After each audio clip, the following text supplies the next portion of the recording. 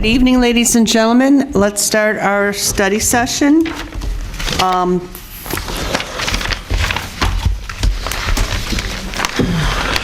First, we have current vendors related to grass cutting and concrete repair with John Selmy and DPW and Jack McIntyre in ordinance. Good evening. Thank you for taking some time for us. So the last couple meetings, there's been some questions about contracts and not having contracts and things along those lines. So, I mean, I've came into this job early March. Grass and concrete repairs start happening in April. I was under some understandings that some of these things were in place, so I just continue to go forward with the current vendors.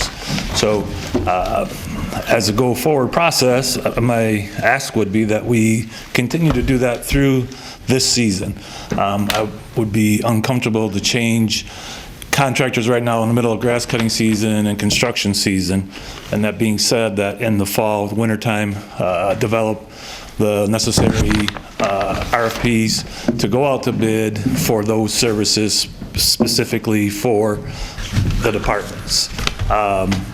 The E&N contract with the city is, I have a copy of it, of a motion, which is good through 2021. What I would like to do is have them focus strictly on highway work.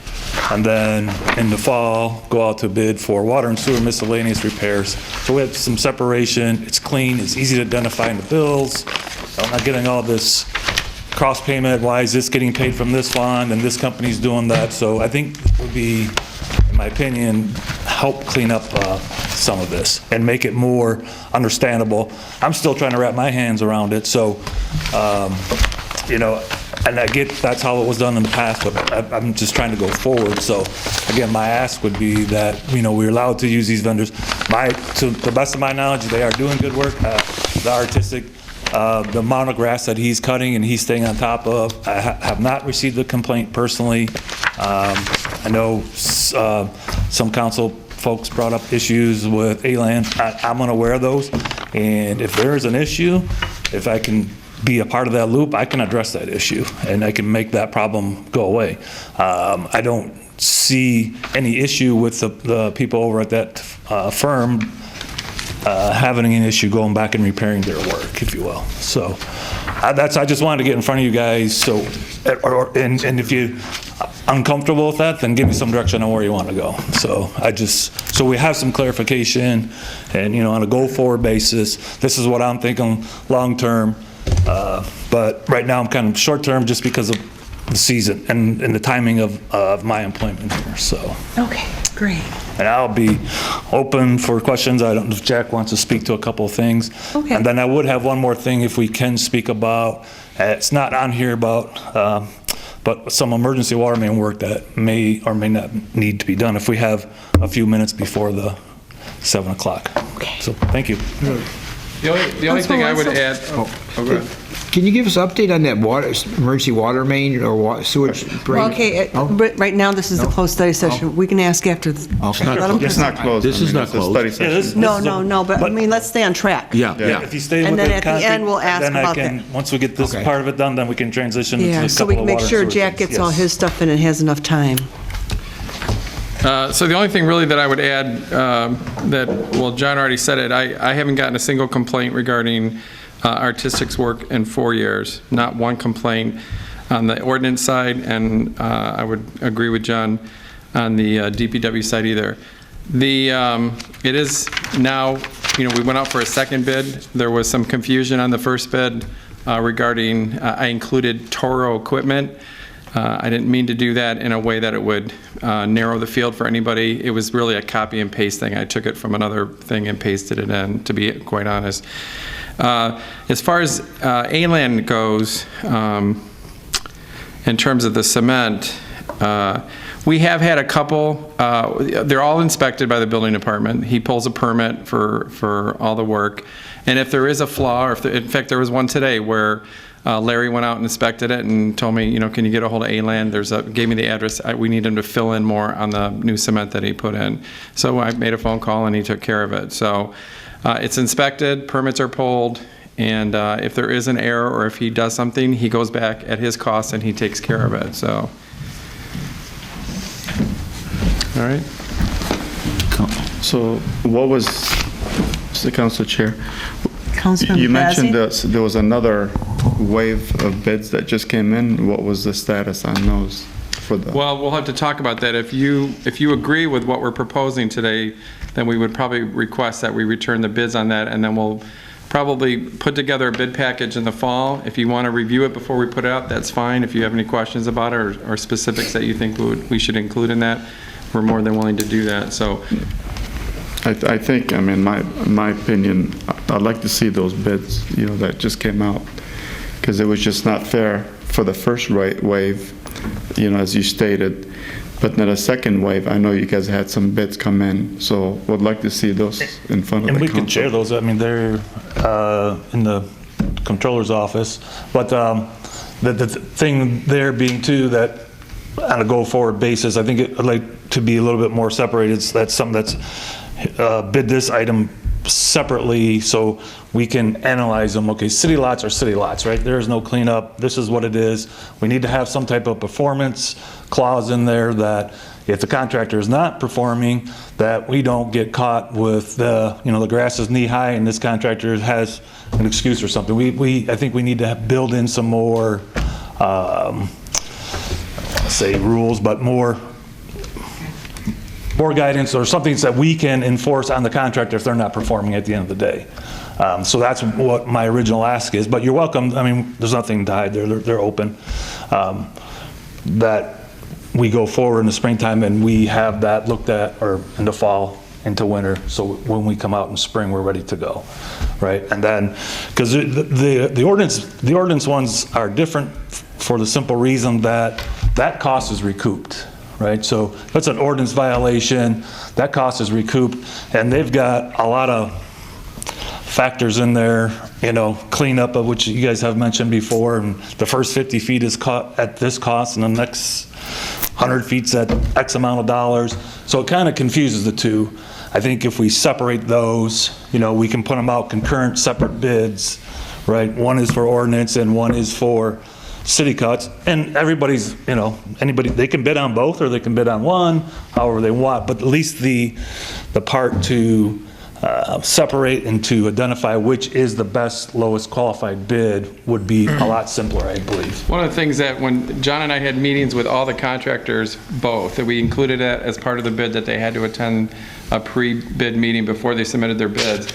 And it was clear that some folks had never done what we're calling city cuts, where it's probably going to be twice a month where they're going to cut city properties. On the flip side, there were some companies that were here that we were explaining to them, okay, with the residential part of it, the ordinance piece, you're going to be out here 5 days a week. So on Monday, or not Monday, it wouldn't be Monday because they would start on Tuesday.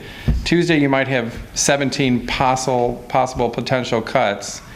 What current companies do and what local companies do is they usually send what they call a scout out, and the scout goes out the night before to look to see if all those Tuesday cuts are going to need to be cut, because they don't want to send their guys to all, say, 17 places when maybe 15 of those 17 got cut by the resident and they're going to only end up cutting 2 that day. So there was a guy that was coming about an hour and a half ride to our city, and when he saw that, he was like, yeah, I'm not going to do this. That's not going to be cost effective for me to come in and potentially only have 2 cuts on one day. And then we're expecting them to be here 5 days a week, because if something was written up on a Tuesday, that potentially is going to be something that's going to be cut 8 days later, a week later on the Wednesday. So every time it's a week later and then the next day. So that was a factor for some of them.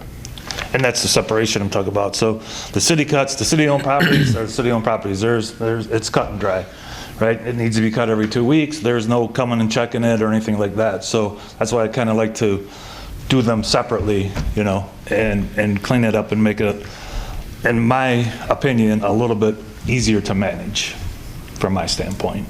Madam Chair? Councilman Abdullah? So just for clarification, John, you're talking about separating as far as artistic specifically, separating the ordinance stuff from the city stuff. Is that correct?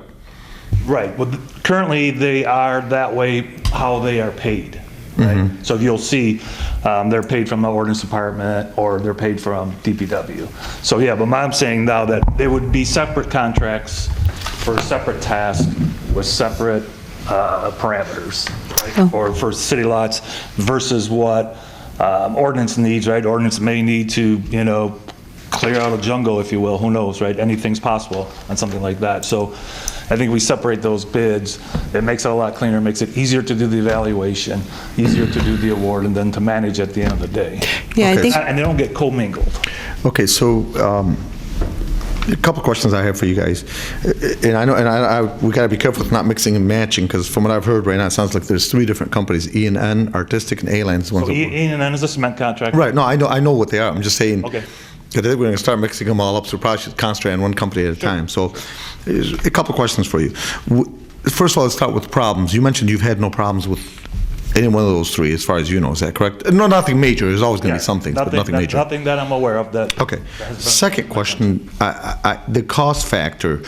RFPs is the way to find out if they're the best price, but as far as you guys know, with your expertise, is their cost either in line or better than what's out there in general, especially for you, John, being more familiar? Personally, they're in line. Okay, and then the next question is, for the city lots, I know we had talked about this before. Personally, I'd like to see us do more of the city lots instead of, hiring it out. Are we, is there any progress? Is there any vision for the future to add more employees, more equipment, et cetera, start doing our own? Sure. To where I we'd think save some money? Yeah, and I've spoke about this at a couple council meetings. So, we just recently got a couple more mowers, Ultimately, it's going to be a council decision, right, to add additional staff. This current contractor uses 5 to 6 employees dedicated for this. He cuts the city lots a whole week it takes him with 6 pieces of equipment, with 6 to 8 employees.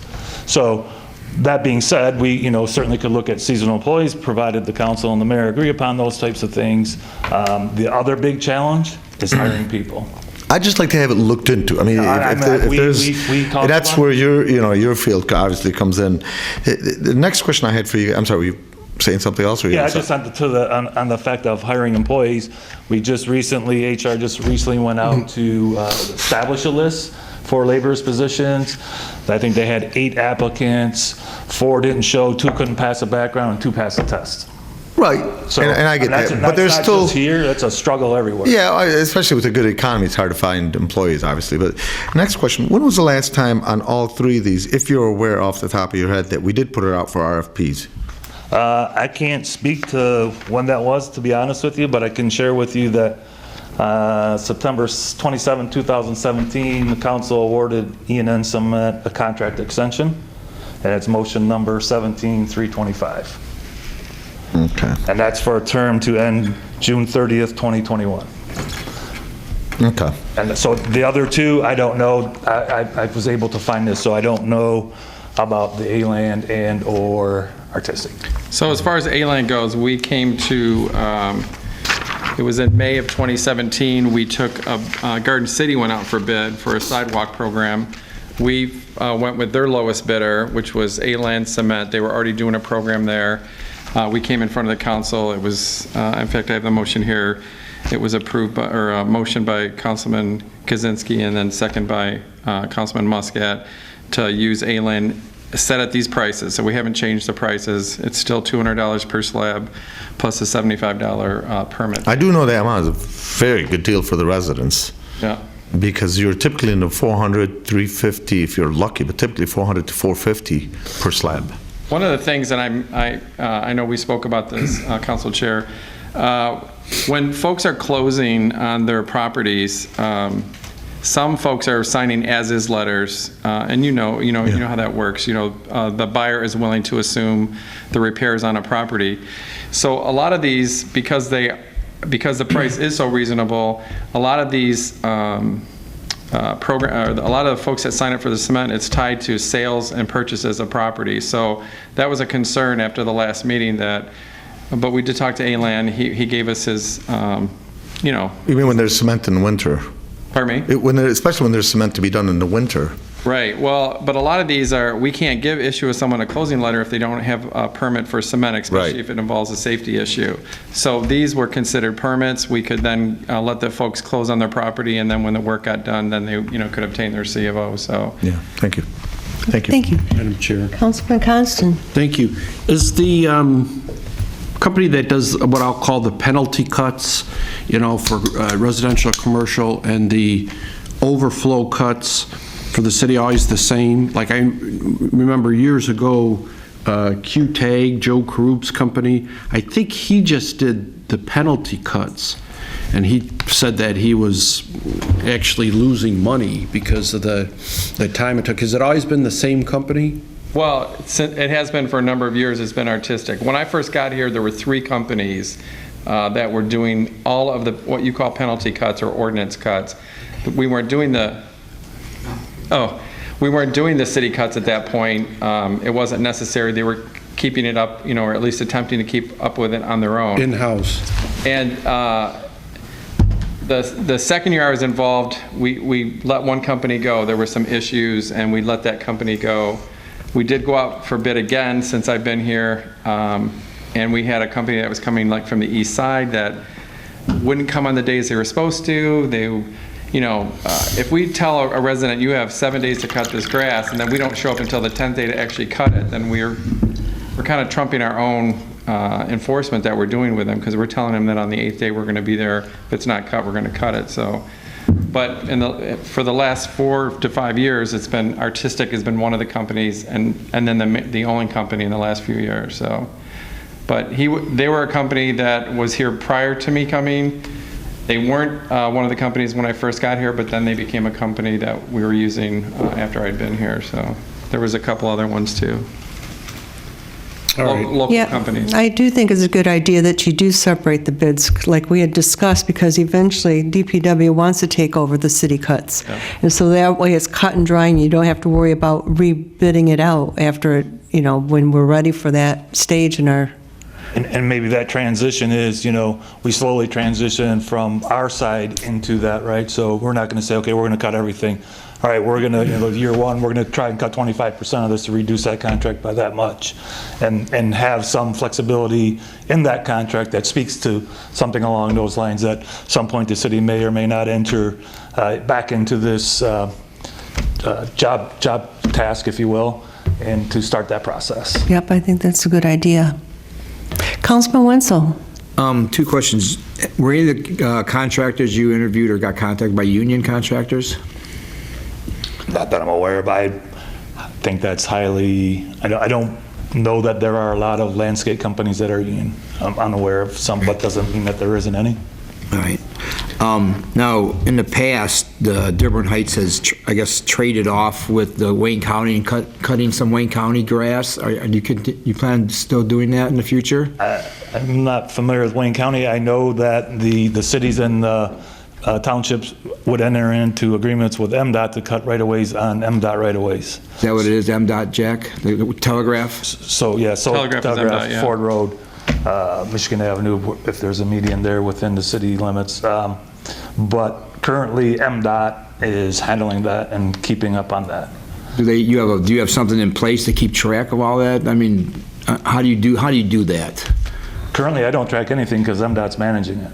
And what if That's the right of way. if we cut some of MDOT property? Yeah, currently not. If we were cutting MDOT right-of-ways, then we would seek reimbursement. Before John came here, there was a time where I think Bill Zimmer had an arrangement with Wayne County where if there was a property that was closer to their property that they own, and it was our property, I want to say like along Lincoln Boulevard, it was just easier because we were already there cutting some of our own properties.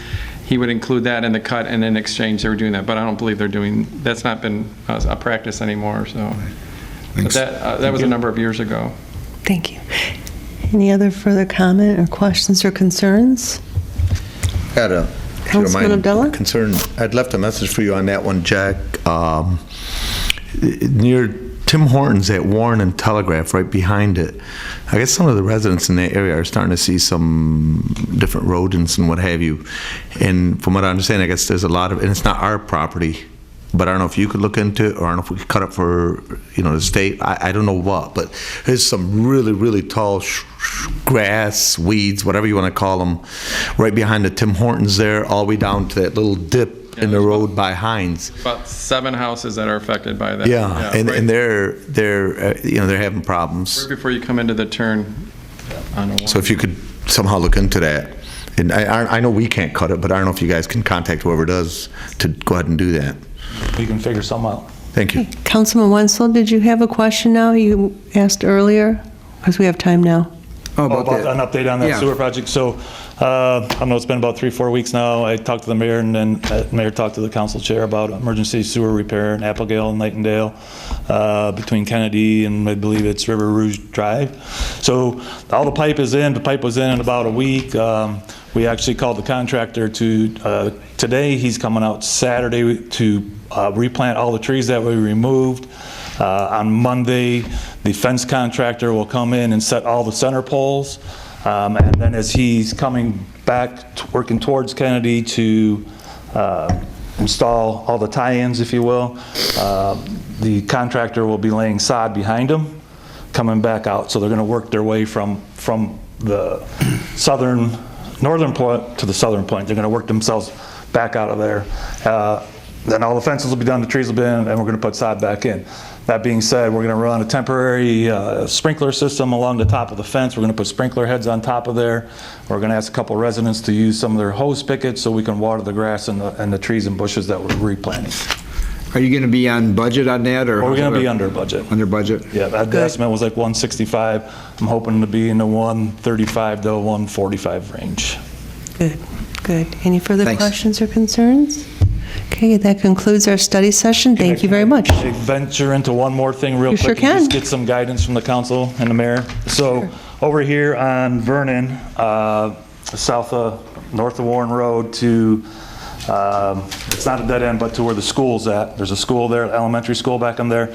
So it's been brought to my attention. We've had about, since between 13 and 2019, about 13 to 15 water main breaks, a couple service leaks. We had a fire over there recently, a couple, 2-3 weeks ago, don't hold me to the date, which caused some more, couple more residual water main breaks, caused 2 more water main breaks in that area. We currently have 5 or 6 there that are due for restoration. So I preliminarily reached out to the contractor that the city used for the Annapolis project and asked him what kind of pricing that if the council was willing to and the mayor was willing to do this under an emergency basis, what his charge would be. And he said he'd hold his price on the Annapolis project that this council had awarded to him.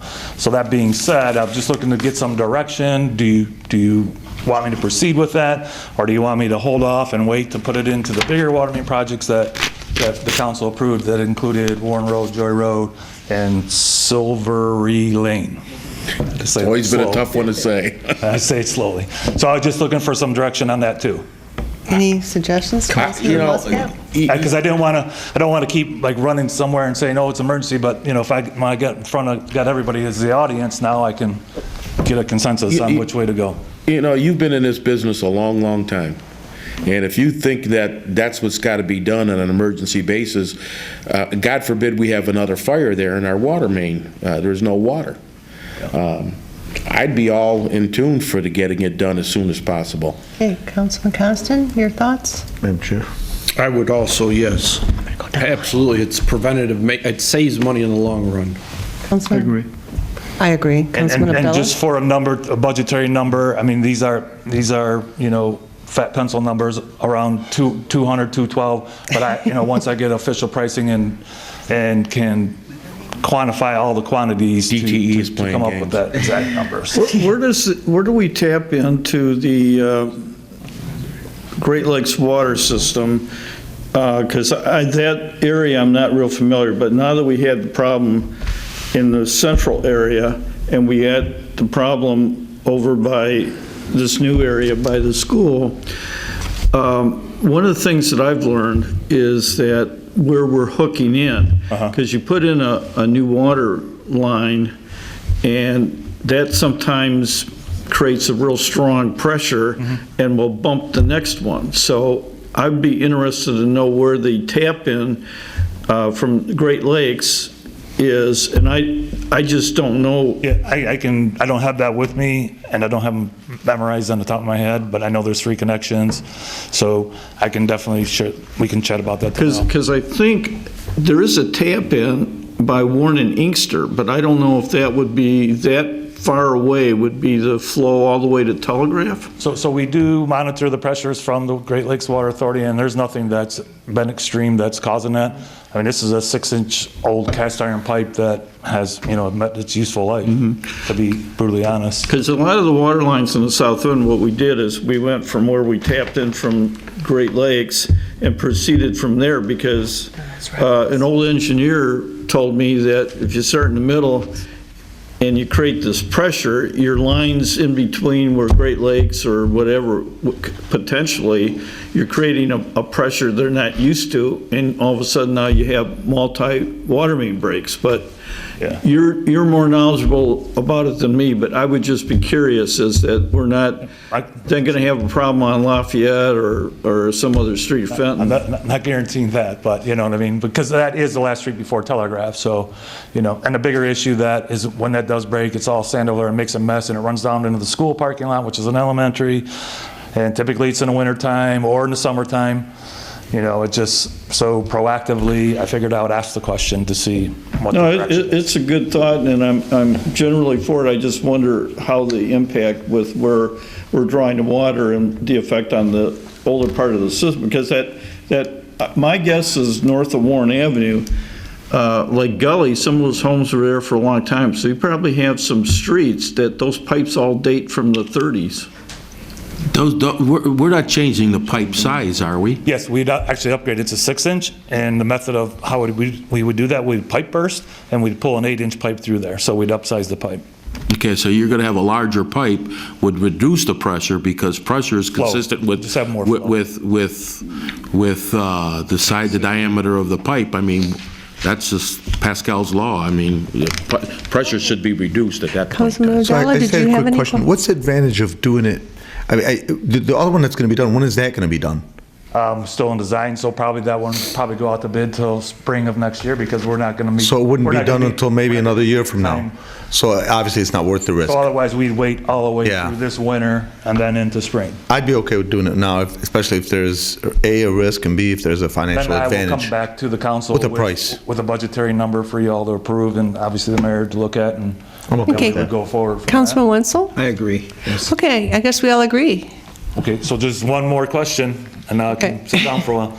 So what is the takeaway of going forward with the grass and the concrete for us? I say go with it. I say go for the bids, but continue with the companies to keep up with the But work. can we specifically ask the question, can we use them to the end of the season? Absolutely. And then at the end of the season, we will have that out there for bid. Well, I mean, I'm I agree with opposing that because, like I said earlier, my concern is the way it was brought up in front of us last minute. It was brought to us, even though they had a month with the bids But I'll for take us to some of review. that, I'll take some of that No, responsibility. I understand, but I mean, you got to understand where I'm coming from. I didn't like that, that it was actually, it was a There month. was no ill will intended by that. I understand, but it's still, a month was gone before it was brought to us. Well- And now there was another rebid or it was sent out. We haven't seen that yet. But then, you're asking us that, hey, okay, let's continue with this. It just does not make sense. So I'm not, Well- I mean, with the majority rules, obviously, Yeah. so I'm opposing it. That's why I'm asking for direction, because if the direction is no, then I need to tell these contractors stop, because the council's not going to approve the pay, then that means all that work stops. So just so long Yeah, as I we're think all we need to understand that. continue the We city can cuts. continue, but we still need to see the RFPs, and if something comes in better, we need to look at that. Yeah, I think we need to look at the RFPs as we're going along. We're going to continue along with them, but bring in the RFPs So, also. but for the RFP, so that would be for like the 1920 season. Right. Do we Yeah, agree so on that? let's be it's- proactive on it this time and show them to us as soon as you get them, or can do it. So that way we got time to look at them and nobody can say that they were held back.